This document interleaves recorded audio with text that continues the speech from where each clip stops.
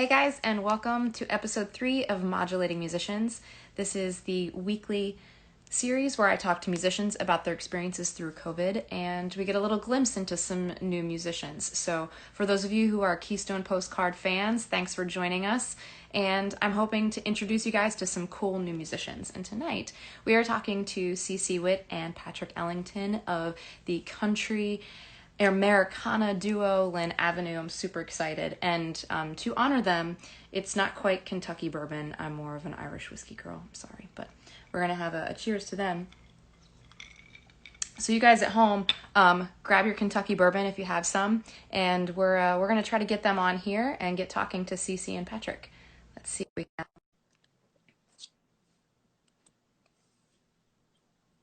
we have. Hey guys. How's it going? Good. Good. So to give everybody a little insight into what we're going to talk about tonight with you guys, you released on April 10th, was it? Your most recent album, EP, I guess, sometime in April. You released Sophisticated, and we've been kind of putting up a bunch of stuff of you guys on our stories past few days, and all of our fans have been loving it, and I'm so excited to be talking to you guys tonight. Yeah. Thanks for having us. Thanks for joining me. Yeah. You guys are all over the place. If you guys don't know Lyn Avenue, you should, because they're awesome. But you know, you had some articles you've been featured in. Connect Savannah, Do Savannah. I read that interview on Music Mecca out of Nashville. That was really cool. You guys did that.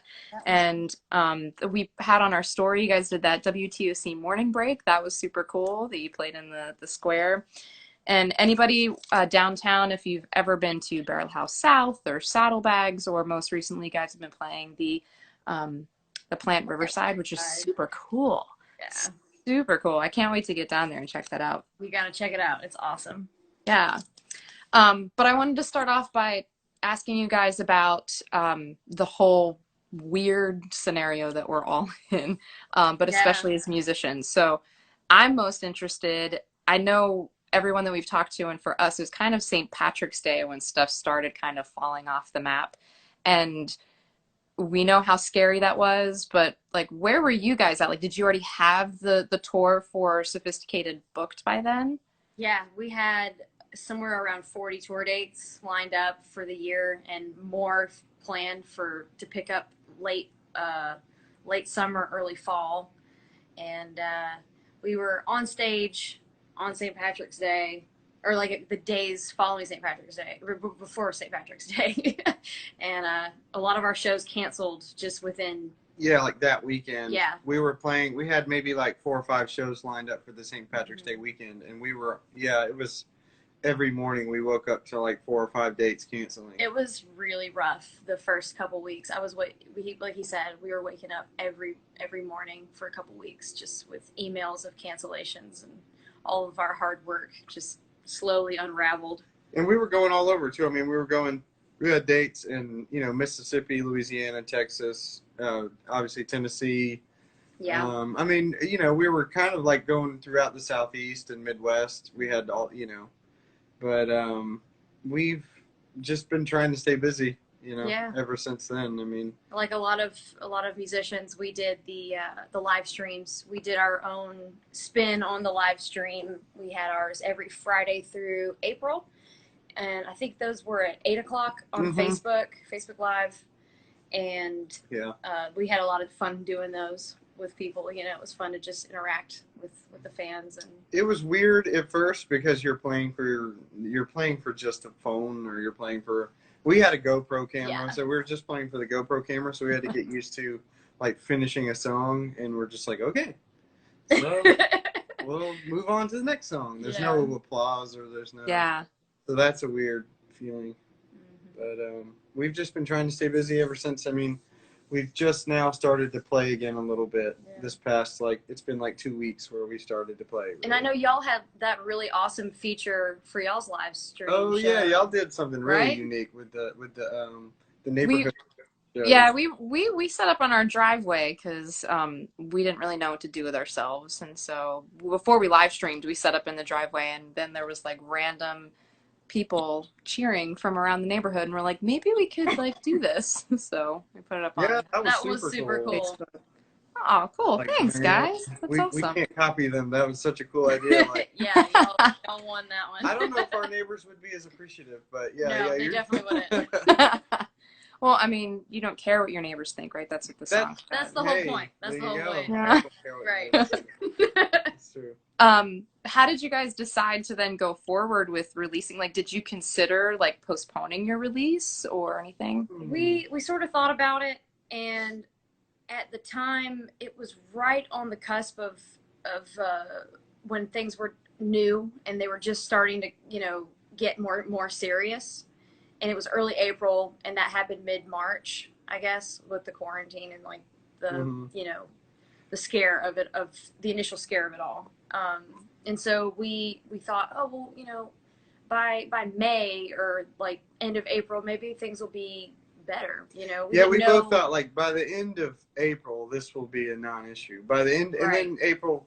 And then April turned into May. And May turned into June. But like by the end of June, for sure, we'll be playing again. So we just like we're trying to hang on to all, you know, as whatever dates we could. We didn't realize it was going to be anything to this scope. Yeah. So I know that you guys you did go out on some tour dates. Yes. When were we still in quarantine when that happened, or it was like right after? I don't know. We did like 2 shows in Texas. We honored whatever tour dates kept. Yeah. We didn't want to cancel because they really wanted us to come. So we went and we played outdoor shows in Texas. We essentially drove 4 days for 2 shows. 2 shows, and both of them were outdoors, and both of them, you know, we played places that we knew that were going to be responsible. And they were, actually. It was really nice. They were big enough. They had these big outdoor areas where they could space tables out. And we played for, you know, not that many people, but it was like something just for us to just maybe feel a little normal. Yeah, just feel a little bit normal. But, you know, we still had a good time. We still made it fun, and we still made fans. So that was important for us. Yeah. Yeah, that's what we were really curious. Like when we saw you guys were still going out, we're like, oh my gosh, they're still going out on tour on some of these dates. We're like, what is that going to be like? Like it was weird. The hotels were empty. The hotels didn't have breakfast or coffee in the lobby, and there was nothing to do anywhere. I mean, we usually try and do things while we're in different cities. We'll like go to the zoo and stuff like that. Yeah, we just like to sightsee the city, you know, little. Yeah, for sure. But it was you know, it was kind of weird. I mean, we were walking around like San Antonio, and there was just like everything was closed. Town. Yeah, there was one guy that had his Mexican restaurant open that was like, please come in and buy a margarita. And we're like, so bad. Yeah, we're like, we would, but it's like 1 o'clock in the afternoon. And we have a show, and when I start drinking tequila, I don't last very long. That's why I stick to my bourbon. Yeah. When I drink anything, I don't last very long. So we'll see how the rest of this interview goes. Sounds good. Nice. What are you drinking there? This is actually, it's Jameson, but it's Jameson Caskmates. Oh. I am not sponsored, but I will tell everyone that it is delicious and pretty dangerous. That's respectable. We like Jameson too. We'll do it. We'll do it. Not too bad with Canada Dry.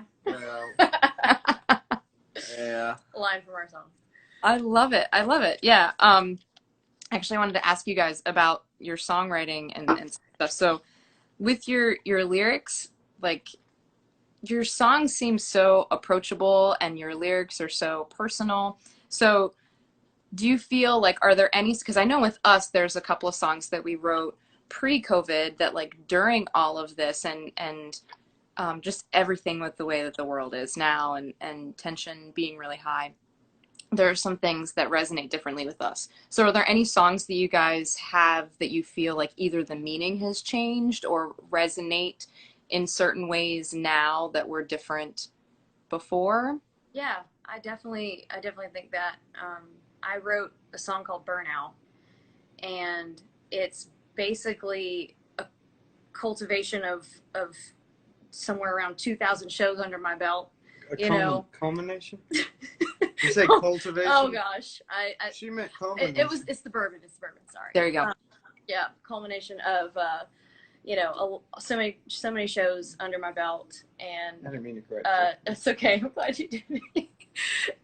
You know, we've been doing this for a long time, and I found myself really just not really in a good place, and I wrote this song, and after COVID happened, I never thought that I would take something for granted so much. You know, I never thought there would be a time where I couldn't just go play for people, you know? And so that song definitely resonates a little differently with me now.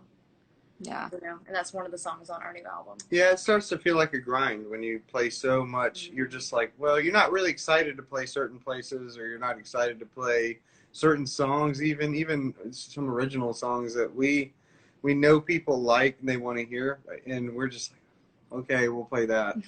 But we both were just like, man, we would do anything to go play any hole in the wall and play any song for people at any point, you know. Like, we were really just sort of, I guess it humbled us and gave us sort of just, I mean, room to breathe and really replan this year, because, you know, obviously we weren't playing. So we took a step back and planned for more digital releases and video content.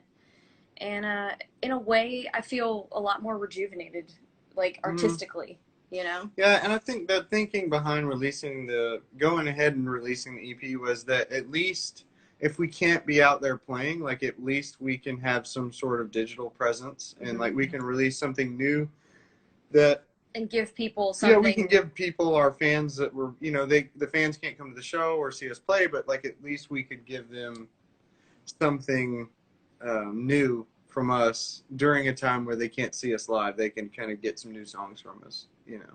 Yeah. And a couple of those songs on the EP we had never played out live before.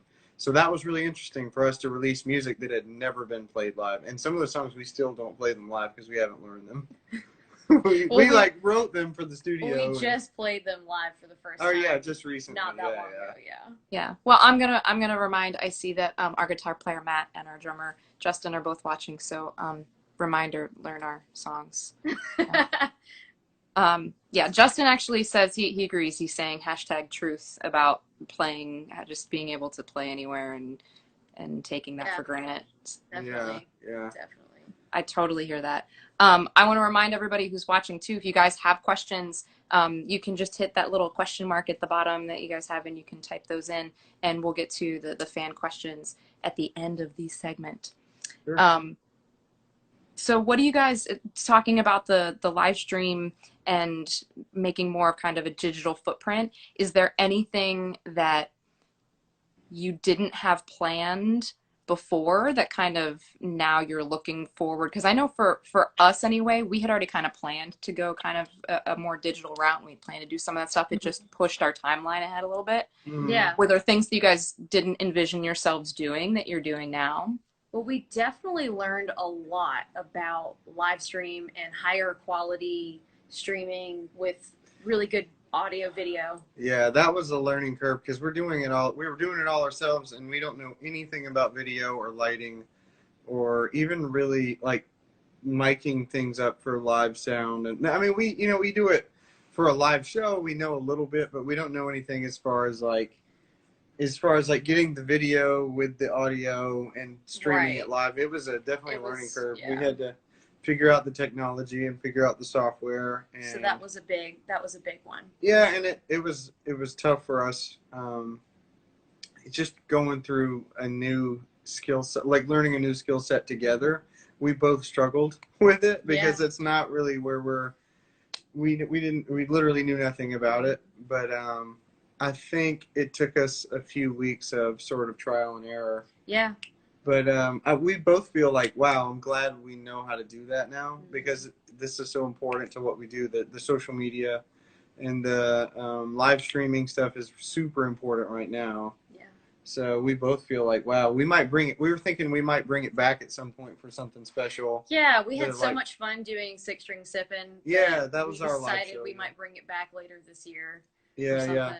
But we were thinking maybe we'll do like a themed one, like maybe like Halloween or like Christmas or, you know, like we could do like Halloween songs or we could do Christmas songs or something like that. We had so much fun just kind of talking to our fans, and they could just say anything to us, and we'd be right there to respond to them. We don't really have that kind of interaction. That was fun at all of our live shows, because a lot of times we're talking to one person and then we move on to the next. Like, we're trying to, you know, make as much time for everybody as possible. Right, and it was interesting because you sort of did still have that same feeling of I'm playing for people, and like you had that little bit of satisfaction that people were watching and engaging you at the same time.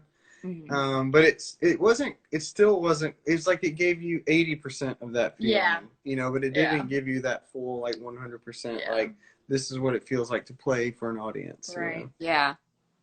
Did it feel different after? I know for us it seemed phone call there.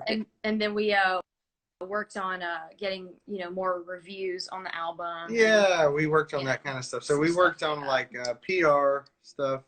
We've just been learning how a lot of that works. We're still sort of, you know, new to all that kind of stuff, really. About, you know, like we've released EPs before, but I think this one we both feel like we feel like we're trying to get to that next level. So we wanted reviews and we wanted PR and we wanted the songs to get added to playlists on Spotify and all that kind of stuff that we didn't. Neither of us are really technologically well in that way. I mean, she's good with computers. I'm not. We sound like old people. Stop. I'm an old person. I'm an old person up here. Yeah, if anybody's old, it's me. So we're learning. I'm learning. I know that there's these things, computers with a screen and keyboards, and you can Word document Word. I'm like Word 95 right now. That's like my he is completely. That's my ability. So the fans can expect. I was going to ask that about the Six String Sippin'. They can expect you to be doing something like that again. We are. We're gonna. Yeah, definitely. At some point, we're undecided, but we think it would be fun to bring it back as like a themed thing for sure. So look for it. Keep an eye out. We will, for sure. We really enjoyed the ones that you guys did, and I know you're, you know, dogging on yourselves for the technology stuff, but they looked and they sounded great. Thanks. That's kind of one of the other things that I wanted to talk about too, is that you guys are always so polished. Your performances always look and sound so great. Your social media presence is awesome. So other than like the technical stuff that we've just talked about, is there anything that you feel you've had to work the most, like what do you feel you've had to work the most on in terms of getting your performances and your presence to where it is today? Well, no, I mean, I think the thing that we are always working on is our live show and our stage presence and telling our story, but and just selling that to people, I guess. Yeah, I think, you know, over the past like 3 years, we've gained conviction in what we do, and that's really hard to always have that conviction, but that's really what sells to people, is when you are playing your original song and you do it with conviction. You don't do it as like, oh, this is a throwaway for the band to learn. Like, it's been a long journey. We kind of lost ourselves in playing mostly cover shows for a long time a few years ago, and then we slowly made the transition with our Never Been to Nashville EP release, officially, kind of, that we wanted to be a more original band that also does covers. Yeah, when we have to, we'll do covers. Right. If we got to fill like 2 or 3 hours, you know, we don't have that long of a catalog, but. So, yeah. I think as far as like social media goes, we always try to make sure that everything we do is all pointed in the same direction. Right. That there's not anything that's sort of like off brand for us. Like, we always make sure that everything, if you see a picture or you see a video or you hear a song from us, that it's always us. There's no sort of weirdness. Yeah. We always try to say the same thing. Even the way we dress at shows, or even the guitars we choose to play, we always think about those things. We overthink a lot. We overthink a lot of things. Yeah, we're perfectionists in that way. Yeah, we overthink a lot of things. And being at home so much, we've had a lot more time to plan our marketing and our social media a lot better. So we've been posting a lot more. And yeah, and we sit down and have, like, she and I literally sit down here at home and have like a meeting where we will discuss. We'll outline and have like a skeleton of every social media post we're going to do for a month. I have proposals that I sit down and print out and hand him. Yeah, she'll have like a proposal, or like these different, we'll have different like outlines, or different like kind of skeleton outlines that we'll both sit down and we'll both brainstorm, or we'll sort of, just kick around ideas, or and refine it slowly. It will refine everything. Yeah, exactly. And we'll just kind of say, like, that's not going to work, that's going to work. And then we'll just come up with, we'll choose it down to the picture and the captions and all that kind of stuff. So everything's really planned out for us. But it's just a lot of thought goes into it, I guess. And it's kind of ridiculous. But it's working for you, for sure. Everything looks great. And do you hear that they have meetings, babe? And fixing the other room, and I'm always try to get him to sit down and have a meeting with me like that. And if I could get him on board to do that, I really would. Sometimes it's like pulling teeth for us too. I mean, that's like neither of us want to talk about Facebook posts and stuff like that. Oh, I know. It's not. I mean, it's not fun to talk about, but no. But it's sort of a necessary thing, man. It really is at this point. And we've got some cool stuff coming really, really soon that we're really excited to put out.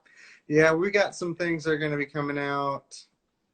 We'll say in a few weeks, but we've been really hush hush about it. We're gonna start maybe we'll start leaking some things slowly. Yeah, we'll leak it out slowly over the next month. But so that's on your calendar for next Thursday in the chart of the Facebook, Instagram stuff. This Thursday is a hint. This Thursday is. Oh my God, I love it. Just to show you, like, we have like our.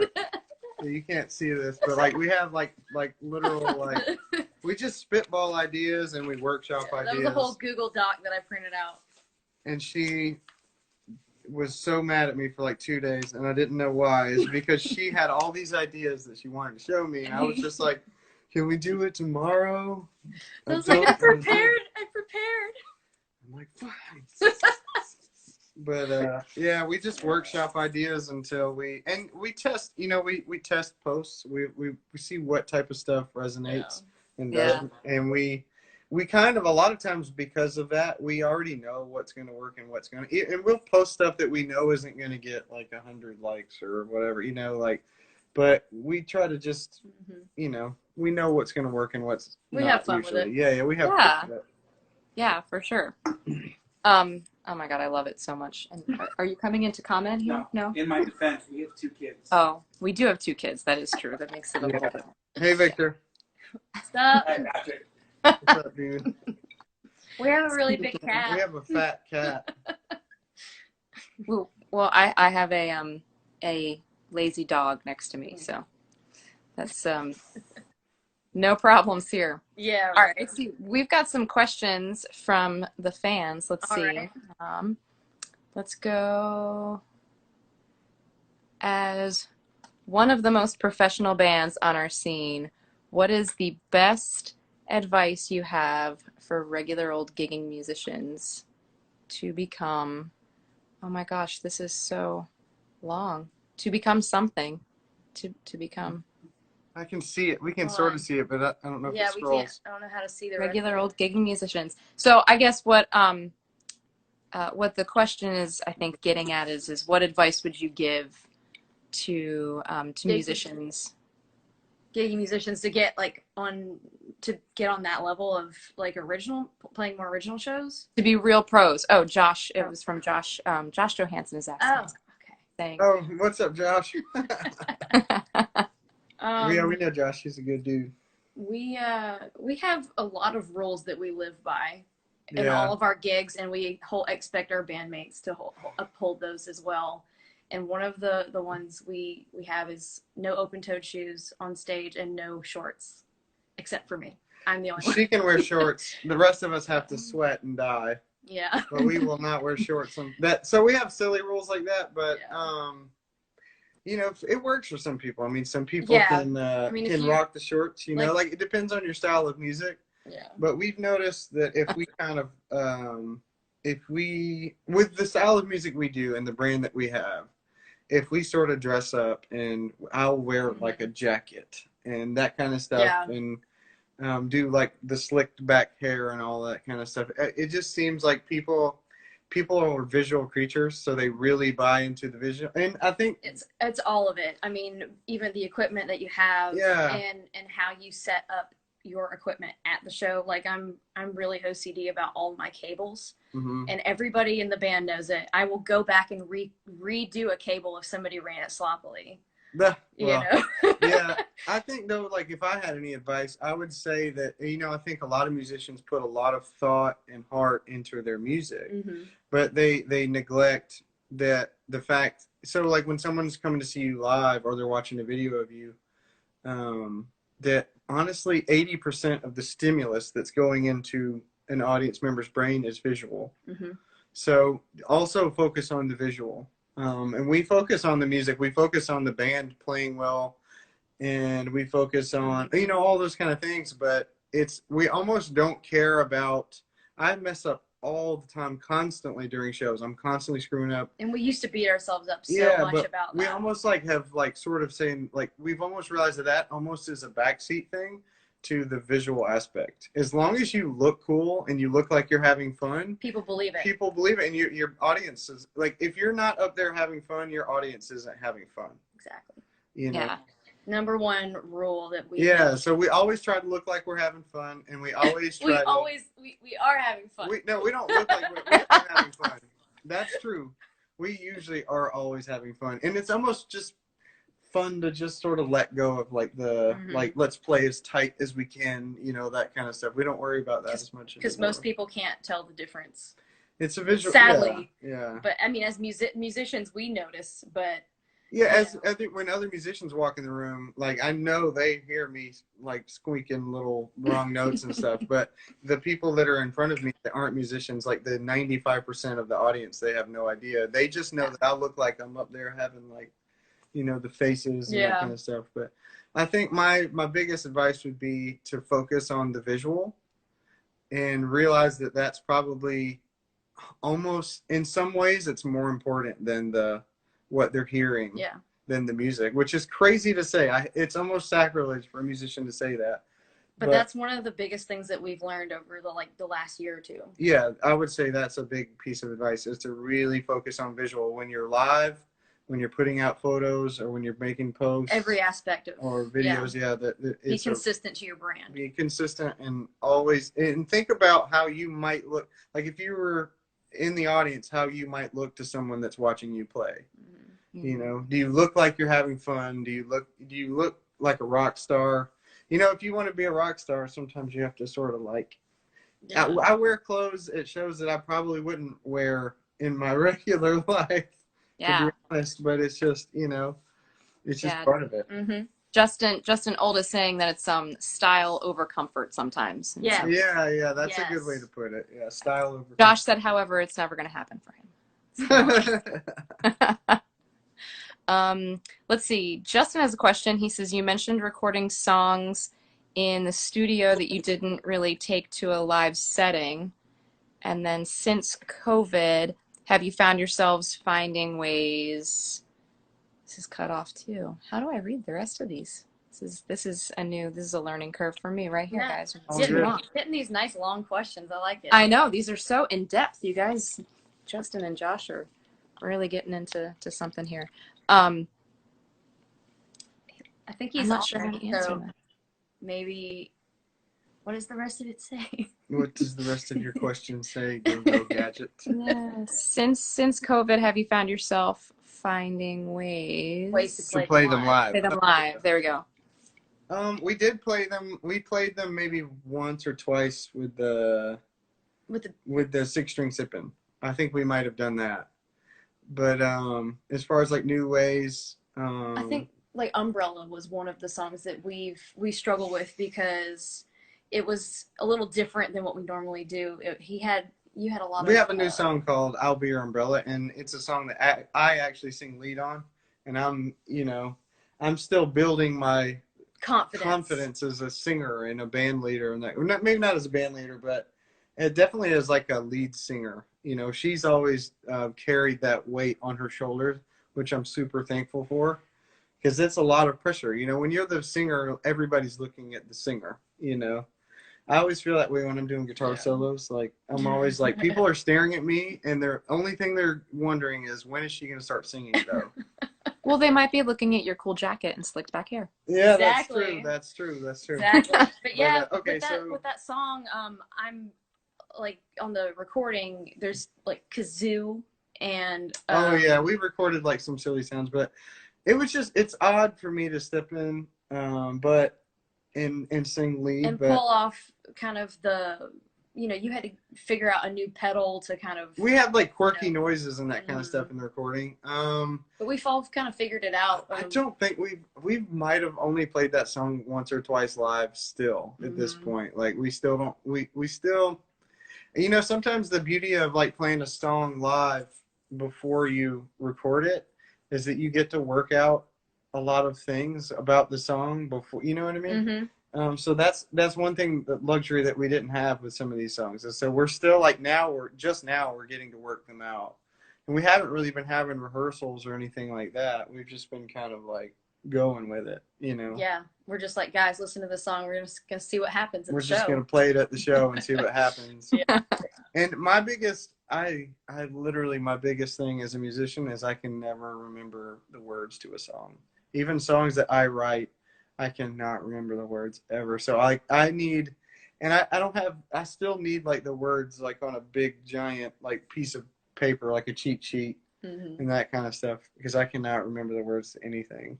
If she's singing, I can sing along with her, but if she were to just stop singing, I would be like, he does fine. He blanked out over here. He doesn't give himself enough credit. No, we're really bad. We are too reliant on our iPads. So I do. So bad. The same thing. Yeah. All right, let's see. Last question. We'll make it a simple one. How many guitars do you guys own? We don't usually like to make that public information, but because that's how many we have. Well, honestly, we don't really have that. I mean, we don't have as many as people might think. I mean, I think I counted the other day just out of curiosity. We have, depending on, because I sell guitars and I buy guitars and just that kind of stuff. I don't usually keep guitars that long. If you include the cigar box guitar that we have, I think it's somewhere around 13 guitars. It's 13 or 15 or something like that. Yeah. I mean, we really don't. Yeah. I mean, does the bass guitar count? Yeah, does the bass count? 14. Yeah, I don't know. And it kind of fluctuates, And then ukuleles, drums. We like to like both. We kind of just like buy a new guitar every year, or like maybe not new. I buy used guitars for the most part, but I don't know about new to you. Yeah. But new to me. Well, at least that's kind of my thing. It's like buying a new pair of shoes every year.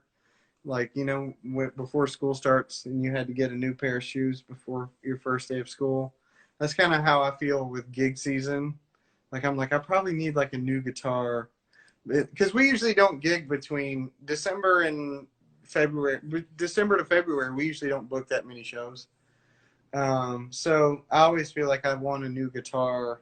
So usually like in February, I'm like really jonesing for a new guitar. It's for the new gig season. Yeah. That's how I feel. It's like a new pair of shoes. Yeah, that's that sounds normal to us. Yeah. Sounds completely normal. Yeah. My follow-up question to that is, so your cat's name is Martin. Mm-hmm. Is that any correlation to what you do or don't own? Okay. Yeah. Yes, I own a very nice Martin guitar, and that was the guitar that I played at the time that I got Martin. Mm-hmm. And then I switched to Taylor, and I haven't gone back. Yeah, she's got a few So Taylors I tell him, I'm like, if we get another cat, we have to name it Taylor. I just did the reverse. I had a Taylor, and now I just bought a Martin. Oh, wow. And Wow. Vic is looking at me right now, nudging me because he said that I should tell you that you kind of inspired me to buy a mini Martin. Oh, I love them, man. Those- They're so much better on your hands, like over time. Like that's why I made the switch to the GS Mini. They're just great guitars, too. I love playing those things. I'll play them because she'll leave them around here, and I'll just... Yeah, the Martins sound so good too. They Oh, they yeah. really have that full sound. Yeah, I'm like totally in love. I could totally nerd out right now, but Mhm. I don't want to keep you guys much longer. I just want to have you guys tell everybody where they can find you, if there's anything they should be looking out for. I know that they should probably be watching your social media for some new announcements, maybe this Thursday. Maybe. Maybe. Maybe. But where can they find you guys?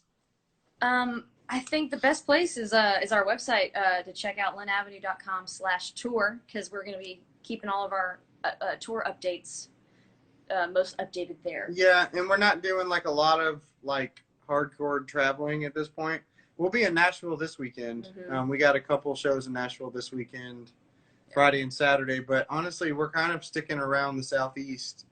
So there'll be a lot of shows like in the Savannah area. We're doing the Plant Riverside shows, which are Right. super, super cool. And we've just been kind of some things drop, and then we pick up something else. We picked up a show in Statesboro last weekend. Yeah, just kind of Yeah, randomly, just- we kind of get a little gig offer, and we were like, why not? We want to go play. We want to have fun. Yeah. So So everything just kind of keeps changing. So yeah, and we always we are constantly posting on Instagram. You can find us Lyn Avenue at Yeah. Lyn Avenue, and Facebook. And I guess we're just Lyn Avenue on Facebook. yeah. I don't know what this Facebook thing is. I don't know technology. I'm really glad I have her because she's good at it. And you guys have it's lynavenue.com, right? Yep. And you're on Bands in Town, right? Yeah, we are. She keeps that updated as well. Yeah, that's what links to our website. Yeah. Yeah, that's what we do too. It's Mhm. the easiest thing. It's super cool. So anybody out there, if you don't have Bands in Town, check it out. It's really cool. Cool place to find where musicians are playing. So, thank you so much, guys, for joining me. Fun. Yeah. Justin said he would love to have you in Bluffton again soon. Yeah. So I don't know if you guys have something coming up in Bluffton. We will be in Bluffton at Corks on September the 18th. Yeah, we'll be at Corks on September. There you go. Cool. And oh, Josh, I'm sorry. He said he got a Taylor tattoo, and then he sold his Taylor, and now he has Martin. Oh man, That's nice. They're permanent, Josh. They're Yeah. permanent. Those tattoos. Make a little amendment to that tattoo. So, all right, guys. Well, thank you so much for joining me, and hopefully we'll get to see you guys out again. And definitely, I'll be watching out for the updates of Six String Sippin'. I look forward to it. Thanks. All right. Well, thanks for having us. All right, thanks, guys. All right. Bye. Bye. All right, everybody, thank you so much for joining me this week. Don't forget, next Wednesday at 10 o'clock, I'll be going live again. Next Wednesday, I'll be talking with Lake in Love of the Fellowship of Love. So I'm excited to be chatting with her and finding out what's going on with her coming up. Don't forget Lyn Avenue. You can find them at lynavenue.com. You can find them on Facebook, follow them on Instagram, check out their bands in town. They are truly awesome, and as you can see, they're really cool people, so go support their stuff. You can find them on Spotify, iTunes, all that good stuff. Their most recent album, Sophisticated's got a bunch of really cool songs on it. You can also catch their former album, Never Been to Nashville, has some of our favorites on there as well. So thank you so much, guys. We will check you out next week, next Wednesday, and I'll see you then. Don't forget, cheers.